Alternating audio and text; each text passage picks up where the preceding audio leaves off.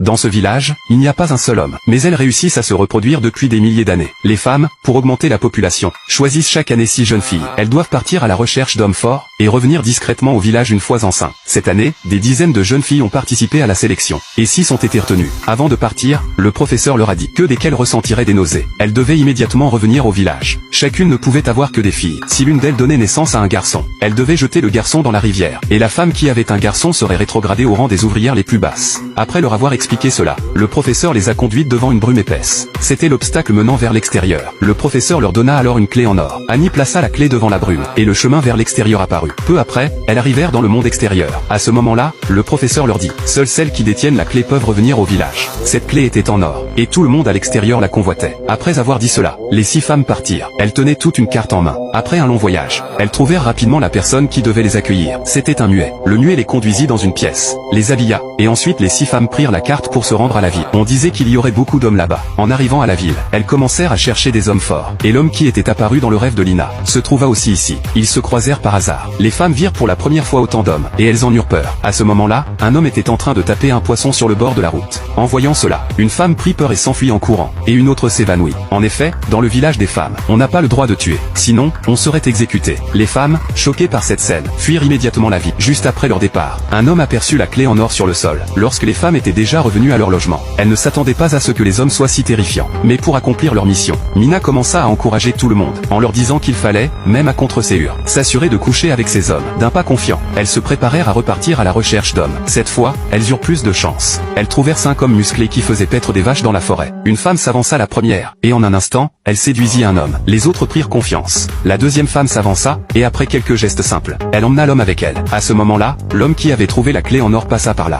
Il aperçut la scène devant lui. Lorsque ce fut au tour de Lina, Mina se rendit soudain compte que sa clé avait disparu. Sans la clé, elle ne pouvait pas retourner au village. Elle se dépêcha de retourner chercher la clé. Lina, inconsciente de la situation, était en train de se préparer à séduire un homme fort. Alors qu'elle se souvenait des gestes enseignés par le professeur, elle remarqua que Mina avait disparu. Lina n'eut d'autre choix que de laisser l'homme et de partir à la recherche de Mina. Tout cela était observé par Jacques. Jacques tomba immédiatement amoureux de la belle Lina.